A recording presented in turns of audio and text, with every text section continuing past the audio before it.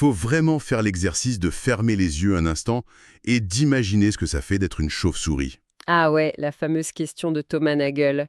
Et attention, on parle pas d'imaginer avoir des ailes en cuir ou de dormir la tête en bas. Non, c'est ça, pas du tout. C'est vraiment de ressentir la texture de cette existence. Percevoir le monde uniquement avec des ondes sonores qui rebondissent sur les murs dans l'obscurité totale. En tant que passionné de science, je suis toujours fasciné par notre capacité à observer la mécanique du vivant. Mais là, on touche à autre chose. Complètement. Je suis toujours frappée par ce décalage. La biologie moderne, elle excelle pour photographier une fracture aux rayons X ou scanner un flux sanguin. C'est très clinique, très binaire. Ouais, c'est de l'ingénierie de pointe. Mais dès qu'on arrive face à la sensation intime d'exister, à la lumière éclatante de notre vie intérieure, nos instruments de mesure, ils servent plus à rien. Il y a un gouffre énorme entre la matière grise et le sentiment de se sentir vivant. Et c'est ce vertige qui rend le sujet d'aujourd'hui si insaisissable. C'est vraiment le saut quantique entre un amas de cellules faites d'eau et de protéines et la richesse d'une expérience subjective en Technicolor. Et c'est exactement le cœur de notre analyse aujourd'hui. On plonge dans l'ouvrage de Todd et Feinberg et John M. Malate qui s'appelle The Ancient Origins of Consciousness. Un livre monumental, vraiment. Et leur but, c'est pas de faire de la philosophie de salon. Ils veulent retracer les véritables origines biologiques de la conscience sensorielle. Ce qu'ils appellent la conscience primaire, ouais. Et pour comprendre comment cette étincelle s'est allumée, il faut attaquer ce que les scientifiques appellent le problème difficile. Ouais, le fameux hard problem de David Chalmers. En fait, Chalmers fait une distinction hyper importante. Il y a les problèmes faciles et le problème difficile. Et les problèmes faciles, paradoxalement, c'est la mécanique ultra complexe du cerveau, c'est ça? C'est exactement ça. Savoir comment la pupille réagit à la lumière ou comment le nerf optique transmet un signal électrique, c'est de la plomberie biologique. C'est très dur à décrypter, mais on sait comment chercher. Alors que le problème difficile, c'est d'expliquer pourquoi cette plomberie s'accompagne d'une sensation. Pourquoi des neurones qui s'activent donnent l'effet subjectif, la chaleur, de la couleur rouge. Voilà. Et pour montrer à quel point on galère avec ça, les auteurs reprennent cette vieille parabole indienne des aveugles et de l'éléphant. Tu la connais? Ouais, c'est ceux qui tâtent un éléphant dans le noir. Celui qui touche la trompe dit que c'est un serpent, celui qui touche la défense pense que c'est une lance, et l'autre, avec l'oreille, jure que c'est un éventail. C'est ça. Chacun a raison dans son coin, mais il rate complètement l'éléphant dans sa globalité. Feinberg et Malate utilisent ça pour tacler un peu le monde académique. Parce que les neurobiologistes ne voient que la chimie, et les philosophes se perdent dans la métaphysique. Faut tout fusionner. Et d'ailleurs, les auteurs identifient 4 piliers de la subjectivité qui définissent notre compréhension matérielle. 4 caractéristiques dingues, ouais. La première, c'est le renvoi, ou la progiscience. Et quand on y pense, c'est super contre-intuitif. Ah, ça c'est le truc qui m'a retourné le cerveau.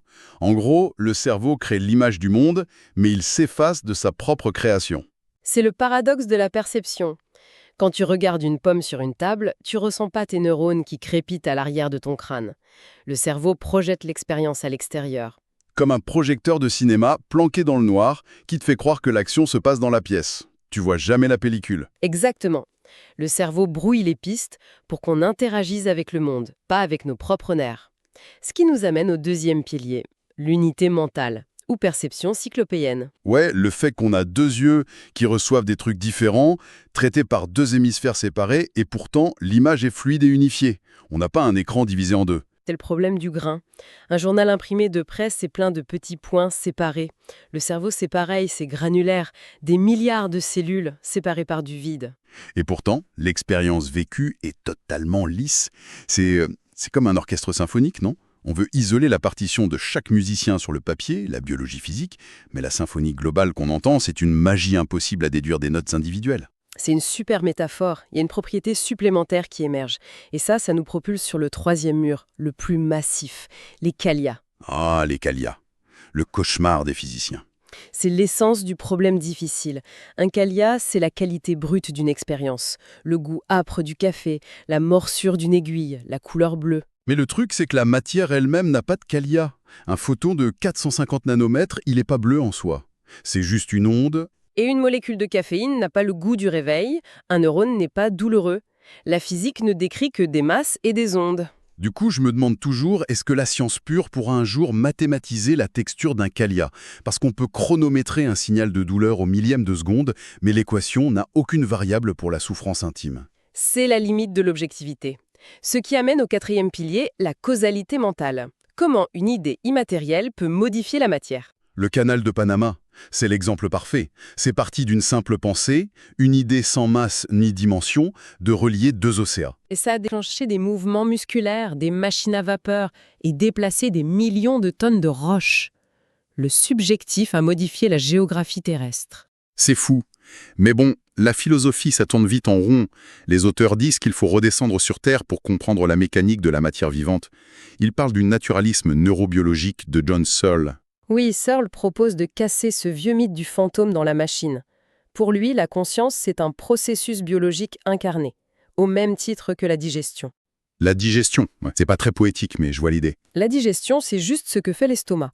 La conscience, c'est simplement ce que fait le cerveau quand il atteint une certaine complexité en réseau. D'accord, mais pour qu'une nouvelle propriété apparaisse comme ça, faut parler d'émergence. C'est pas comme empiler des briques pour faire une maison, c'est plutôt comme l'eau, H2O, non? Exactement. Un atome d'hydrogène, c'est pas mouillé. L'oxygène non plus. L'humidité, c'est une caractéristique émergente qui n'existe pas au niveau des composants de base. Et donc ils appliquent ça au cerveau, en différenciant les hiérarchies emboîtées et non emboîtées. Ouais, c'est crucial pour comprendre l'unité mentale dont on parlait. Une hiérarchie non emboîtée, c'est une chaîne de montage. Le poste A soude, le poste B met le moteur, et à la fin, un superviseur regarde la voiture. Et le cerveau marche pas du tout comme ça. Il n'y a pas de petit bonhomme au centre du cerveau qui regarde l'écran de nos sens sur un canapé. Non, pas de théâtre cartésien, comme dit Daniel Dennett. Le cerveau, c'est une hiérarchie emboîtée. Comme une chorale polyphonique alors. Les sopranos et les basses ne chantent pas à la chaîne, leurs voix se combinent simultanément dans la pièce et l'harmonie globale émerge de cette liaison. C'est le binding, la liaison continue. Les réseaux de la forme, de la couleur et du mouvement s'activent ensemble dans une immense résonance. Mais attention, les auteurs font une grosse nuance.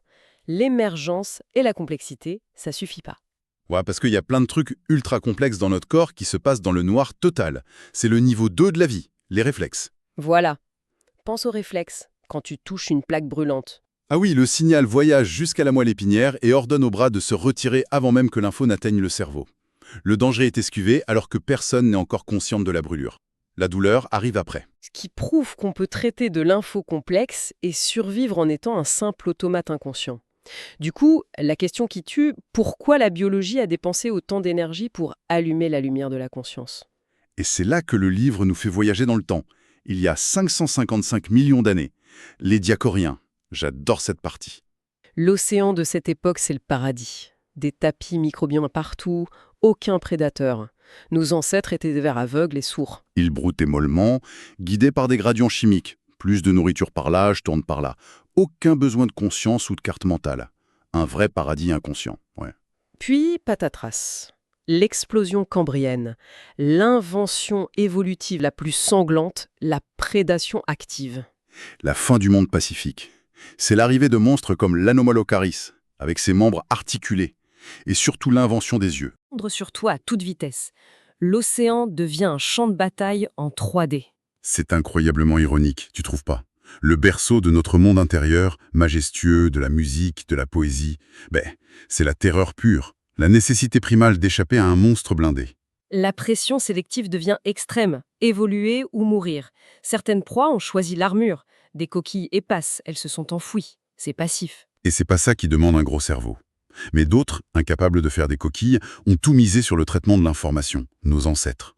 Faut anticiper la trajectoire du prédateur, faut maîtriser l'espace. C'est là qu'entre en scène Aikuchitis, un petit poisson sans mâchoire de 3 cm.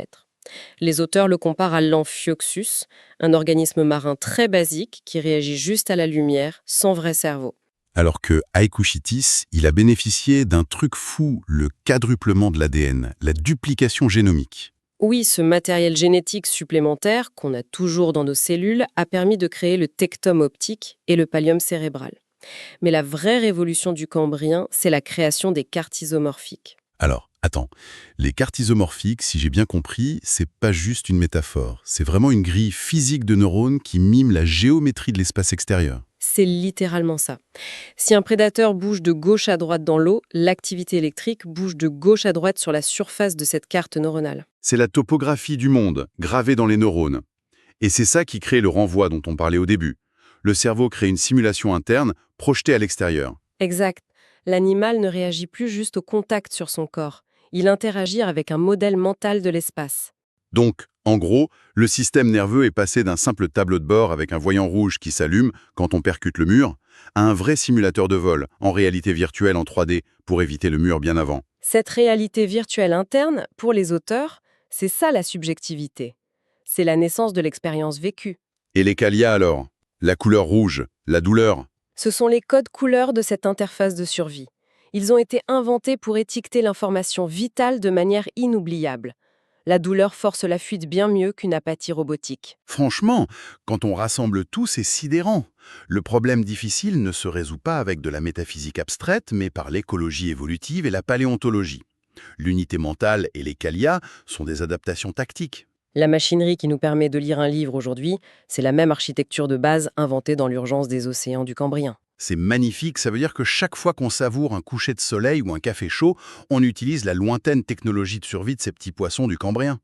Notre émerveillement, c'est le triomphe de créatures qui fuyaient pour leur vie. La conscience a d'abord été le système d'alarme ultime. La sélection naturelle, en cherchant juste à garder un bout de chair en vie, a créé l'outil qui contemple l'univers. Ce qui me laisse sur une dernière pensée, un peu vertigineuse, sur l'intelligence artificielle. Si on suit cette logique, la vraie conscience avec ses qualia est née de la menace absolue de destruction physique, de la peur viscérale d'être dévorée. Ouais, de la vulnérabilité de la chair. Voilà.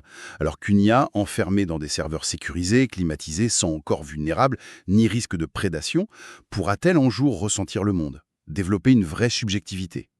Ou bien elle restera à jamais condamnée à n'être qu'un immense réseau de réflexes aveugles, rejoignant l'époque inconsciente des tapis microbiens de Lydia Carrien, mais en silicium? C'est une question qu'on va laisser à ceux qui nous écoutent pour y réfléchir. C'est clair, il y a de quoi faire chauffer ses propres neurones cambriens.